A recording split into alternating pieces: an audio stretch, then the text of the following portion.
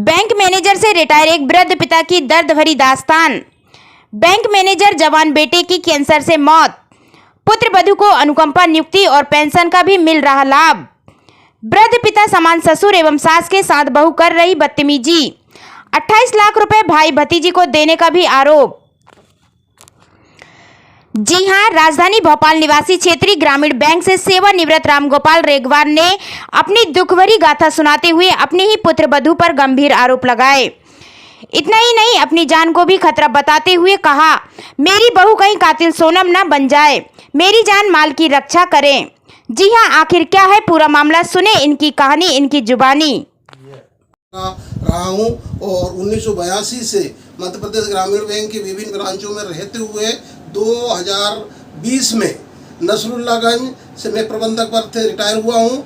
और मैं मेरे परिवार के, जैसा आपने पूछा है, मैं जानकारी देना चाहूँगा कि 2014 में मेरे छोटे पुत्र, जो कि एक सामान्य बीमारी से उनकी डेथ हो गई है, और मेरे जो बड़े बेटे 2009 में वो स्टेट बैंक ऑफ इंडिया में प्रोविजनल अधिकारी रहते हुए 2009 से ही वो गुजरात में रहे और निरंतर वहाँ पर अधिकारी और प्रबंधक पद पर विभिन्न ब्रांचों में पदस्थ रहते हुए 2021 में उनको कैंसर रोग से पीड़ित होकर स्थानीय प्रधान कार्यालय भोपाल में पदस्थ रहते हुए 13 सितंबर 2023 को उनकी मृत्यु हो गई है। मैं आपके चैनल के माध्यम से बताना चाहूँगा कि मृत्यु के पश्चात में मैं मेरी पुत्रवधू के साथ में और भविष्य के निर्माण के लिए, बच्चों के निर्माण के लिए उनके जो पेंशन के प्रकरण हैं उन सबको मैंने आगे रह के निपटवाया। उनको पेंशन करीब 35,000 समथिंग प्रतिमाह प्राप्त हो रही है। और मैं स्टेट बैंक ऑफ इंडिया, जिसमें मेरा बेटा वहाँ का मतलब स्थायी कर्मचारी थे, अधिकारी थे, उन्होंने 11 महीने के अंदर मेरी पुत्रवधू को जूनियर एसोसिएट के रूप में 14 अगस्त 2024 को नियुक्ति दी। और मेरी पुत्रवधू मिसरोद ब्रांच में जूनियर एसोसिएट के रूप में पदस्थ रहते हुए हम यहाँ पर दोनों बच्चों की देखरेख करते हुए हम यहाँ पर निवास करते थे।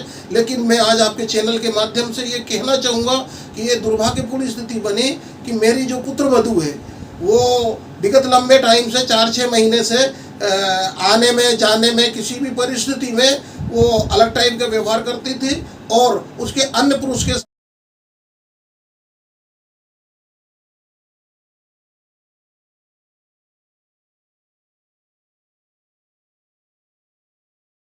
बातें आई।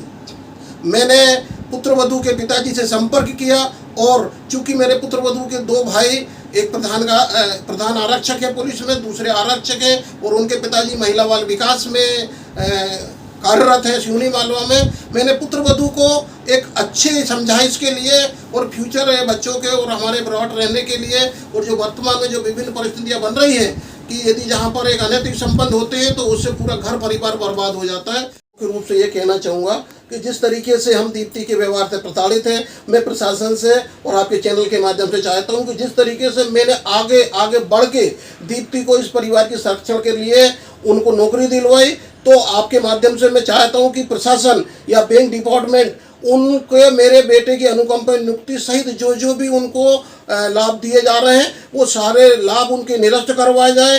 वो किसी भी स्थिति में उनकी पेंशन बंद की जाए। उनको जूनियर एसोसिएट में, जैसे कि नियुक्ति पत्र में स्पष्ट लिखा हुआ है कि उनको परिवार को लेकर साथ चलना है, बच्चों को साथ चलना है, वो उसको है ना नियुक्ति को निरस्त किया जाए। साथ ही इनके द्वारा इनके अकाउंट से विभिन्न समय पर अन्य लोगों को 2-2 लाख रुपए, 1-1 लाख रुपए, ये जो आरटीजीएस की है जिनको द्वारा मेरे पूछा गया, वो पूरी राशि की जांच करवाई जाए। साथ ही जब मेरे पुत्र की डेथ होने के बाद जब मैंने भाई साहब के अकाउंट के स्टेटमेंट वगैरह लिए, तो इनके जो भाई हैं और इनके पिताजी हैं, उनकी पुत्रवधू है, उनके द्वारा इनके पेट्रोल पंप स्थापित करने के लिए मैं आपको बताना चाहूँगा कि दीप्ति के जो भाई साहब हैं संदीप, उनकी जो बड़ी भाभी है कांति के नाम से पाचा तलाई हरदा में एक पेट्रोल पंप स्थापित किया गया है, जिसमें मेरे बेटे ने उनके ससुर साहब के नाम से, बड़े साले के नाम से, छोटे साले के नाम से, पत्नी के नाम से उनकी,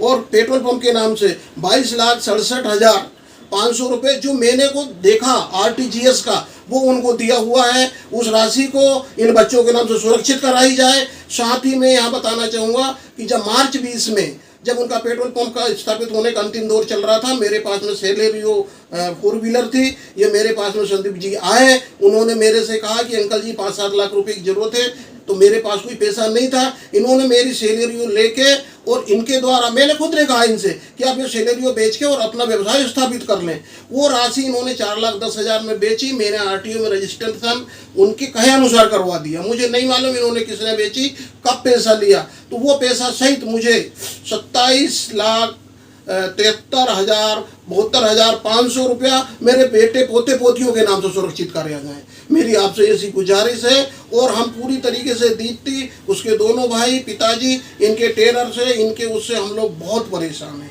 हम आपसे चाहते हैं को हटा ही नहीं जा सके।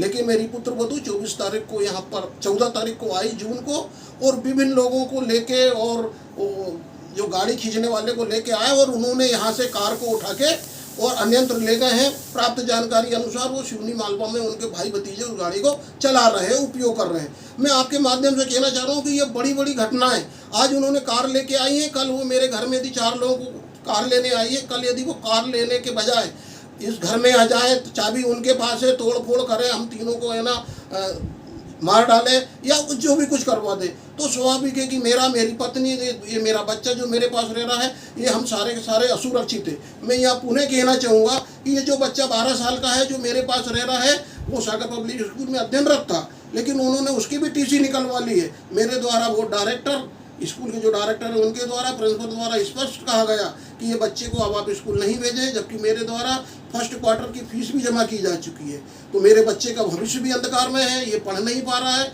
और साथ ही मैं ये कहना चाहूँगा कि इस बच्चे को प्राप्त करने के लिए उन्होंने हमारे आगे शिवनी मालवा न्यायालय में एक कोर्ट केस दायर कर रखा है, जिसमें आगामी 20 तारीख को पत्नी और मेरे को पेशी पे जाना है। तो मैं मेंटली और मानसिक रूप से और पूरी तरीके से परेशान हूँ कि मैं इन 3 जिलों में, नर्मदापुरम जिला, हरदा जिला और सीहोर जिले सहित सभी जगह पर अपनी गुहार लगा रहा हूँ। अलग अलग लोगों से कांटेक्ट कर रहा हूँ। मेरे पास कम से कम 15 जगह के प्राप्तियाँ हैं, रजिस्ट्री है, लेकिन आज तक मेरी सुरक्षा में कोई भी काम नहीं आ पा रहा।